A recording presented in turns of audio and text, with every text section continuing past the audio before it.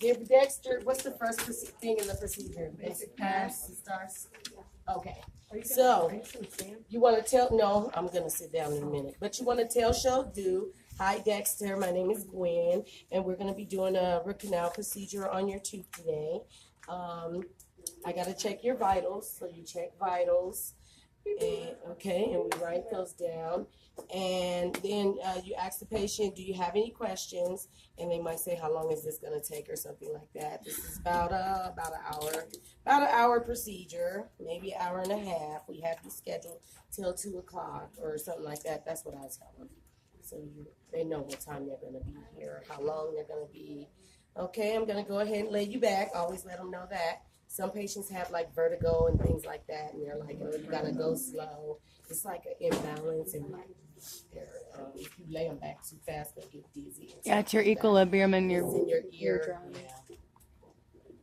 So just let them know you're gonna lay them back, and they'll say, oh, you gotta go slow because I have, or I got a bad back, or it could be anything. So just let them know you're about to lay them back. Okay. And I usually want my patient down to my knee. Sorry, hon. Down to my knee. Let's see here. All right, and if they are way down in the seat, I'll say, can you scooch up so your head is in the pillow there? And adjust this if needed, if need be, so their neck is not hurting, okay? Got that on. These are light.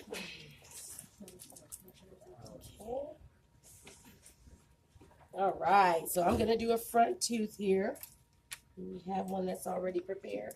Let's do our basic pass. So you can do it one-handed, or you can show them two-handed, where the doctor goes like this, and you give him your Explorer. And you want to hand him the instruments, how he's going in the mouth. And so she did that perfect. Okay?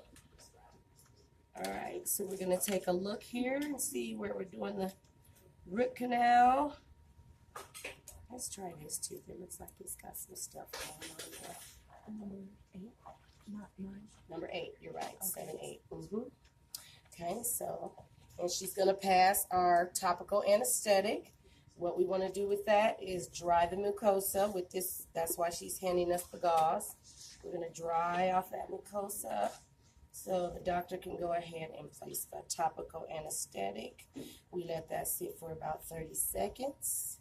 And then we remove that. And your doctor's going to go like this, and you want to put that loop on his thumb, okay? And then he's going to inject slowly inject. And then they're going to have all that topical anesthetic and stuff in there. They might even have a little blood, so we want to give them a nice rinse. Oh, shoot. I was way in the back of his mouth. And when you're rinsing, you want to be like this, right directly on that tooth area.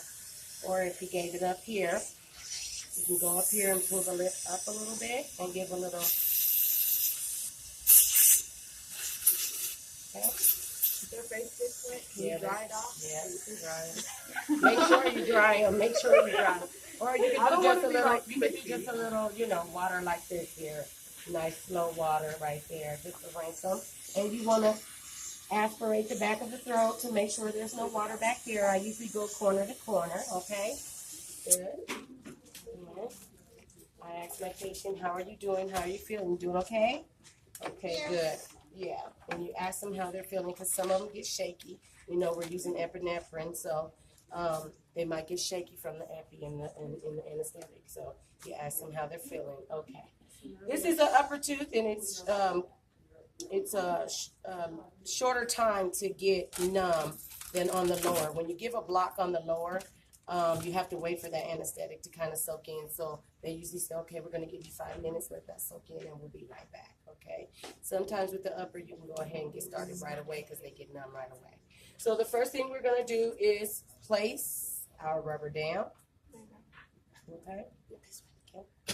So this is your rubber dam forceps. This is the rubber dam clamp, okay?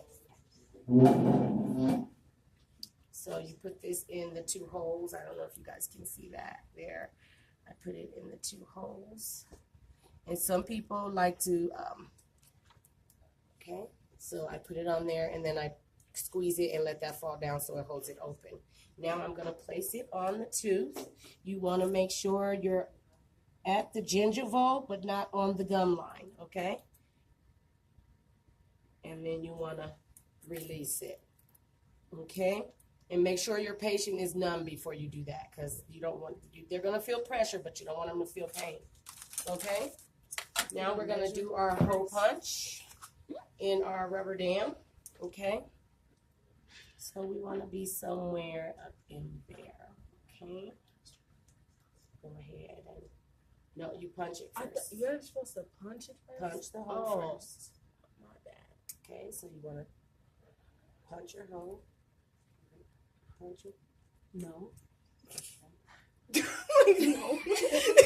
you don't have the dial turned. That's what I was like, It no. has to be turned to where you're gonna punch the hole. And Okay. these have little holes. You get small, big, big, Oh, big still holes, big. okay? And we usually do the biggest one. Okay, so we'll punch the hole where we're gonna be working on the tooth. Okay. Then you want to put some lube on it.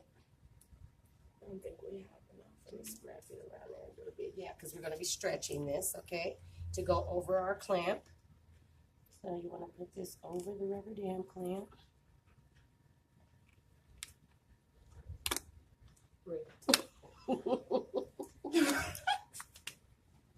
I need more Okay, Vaseline. so what we can do, let's get another rubber dam, thank you. Punch a hole again here. Sometimes you want to punch it right in the middle, or you can try and measure.